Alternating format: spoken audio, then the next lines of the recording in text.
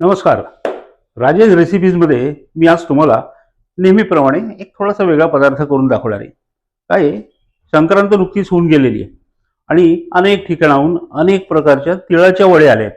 मऊ वडी, कडक वडी, तिळाचे लाडू. आता एवढं तर काही खाणं शक्य नाही ना, आणि बाहेरही कोणी ते घेत नाही हो. त्यामुळे आता असं ठरवलं की आपण याच्यापासून एक काहीतरी वेगळा पदार्थ करून बघूया. मागे एकदा केला होता, पुन्हा दाखवतो. ह्याच वड्यांपासून मी तुम्हाला चिंचेची चटणी, गोड चटणी, जी भेळसाठी समोशाबरोबर खायला वगैरे उपयोग होते ती, आणि तीळ खोबऱ्याची चटणी, असा एक प्रकार करून दाखवणार आहे. तो कसा करायचा तो आता बघूया. संक्रांत एकदा होऊन गेली ना, या आलेल्या असंख्य प्रकारच्या वड्या, लाडू, मऊ वड्या, कडक वड्या, नंतर काय करायचं जरा प्रश्नच असतो. अरे टाकून पण देता येत नाही हो, बाहेर कोणी खात नाही, आणि त्यातून शुगर असेल तर म्हणजे एकंदर आनंदच. काहीतरी त्याला आयडिया करायची. मागे एकदा करून बघितली होती, मस्त सक्सेसफुल झाली. या अशा आलेल्या वड्या मस्त की बाजूला काढून ठेवायच्या एका डब्यात, आणि थोड्याशा पाण्यामध्ये त्या ओतून ठेवून द्यायच्या. काही वेळानंतर त्यातला गूळ पाण्यामध्ये विरघळतो. गूळ विरघळल्यानंतर तीळ जे असतात, तीळ खोबरं, ते सगळं बाजूला राहतं. ते तारेच्या चाळणीने गाळून घ्यायचं, गुळाचं पाणी वेगळं ठेवायचं, आणि त्यामध्ये थोडीशी चिंचेची पेस्ट घालायची. पेस्ट नसेल तर चिंच कोळून घालायची. मस्तपैकी भेळेचं पाणी तयार होतं. एक जाता जाता संक्रांती नंतरची टीप कसं करायचं ते दाखवतोच. अगदी सोपं आहे हो. या तिळाच्या वड्या, लाडू वगैरे सगळा प्रकार येतो ना, तो सगळा तो मस्त पाण्यात विरघळलाय. तो आता या तारेच्या चाळणीने काढून घ्यायचा. फार नाहीये क्वांटिटी, पण तरी वाया का घालवायचं, नाही का? हे सगळे तीळ बरेच आहे त्यामध्ये. त्याचं सगळं पाणी आपण काढून घ्यायचंय.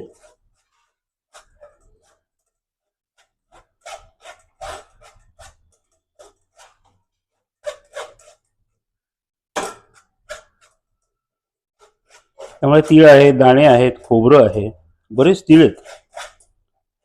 ह्याची सुद्धा पुढची गंमत काय ती दाखवतो. हे चांगले घट्ट पिळून घ्यायचे. जवळपास कोरडेच होतात ते. आणि फ्राय पॅन मध्ये ते भाजून घ्यायचे.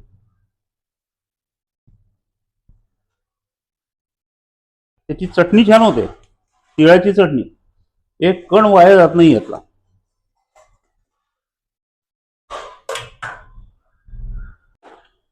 पॅन मध्ये ते गुळाचं पाणी उकळत ठेवलंय. आता माझ्याकडे सोपं काम झालंय. हे चिंचेची पेस्ट आहे. हे साधारण अर्धा ते पाऊण चमचा त्यात मिक्स करणार आहे. किती पाणी आहे त्या प्रमाणात ती मिक्स करायची. वाटलं आपल्याला कमी पडते तर थोडी ऍड करता येते. चिंचेची पेस्ट घालून त्याला चांगली उकळी आणायची. दाटसर होतं ते. त्यामध्ये थोडीशी काळी मिरी पावडर,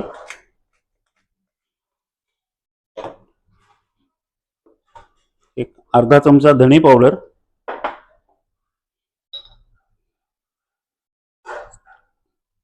थोडीशी जिरे पावडर,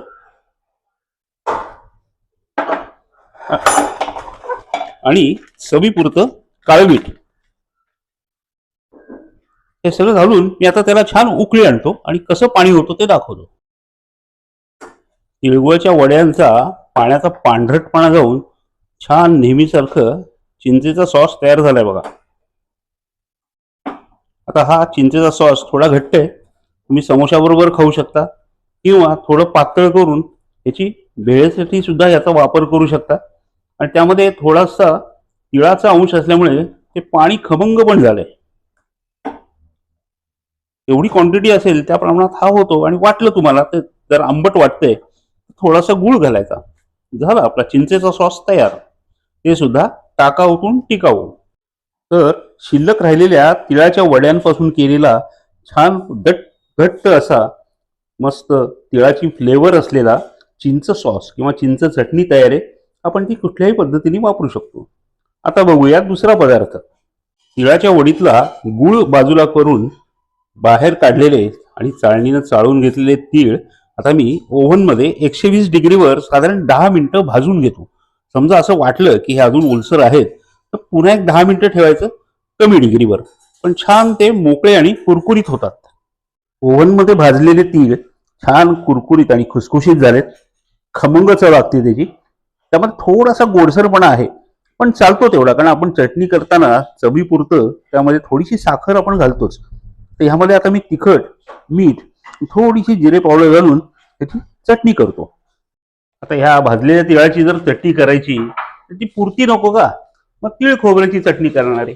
माझ्याकडे ओव्हनमध्ये भाजलेलं थोडंसं कोरडं खोबरं आहे, ते मी त्यात घातलंय. अर्धा चमचा लाल तिखट, चवीपुरतं मीठ, अगदी थोडं,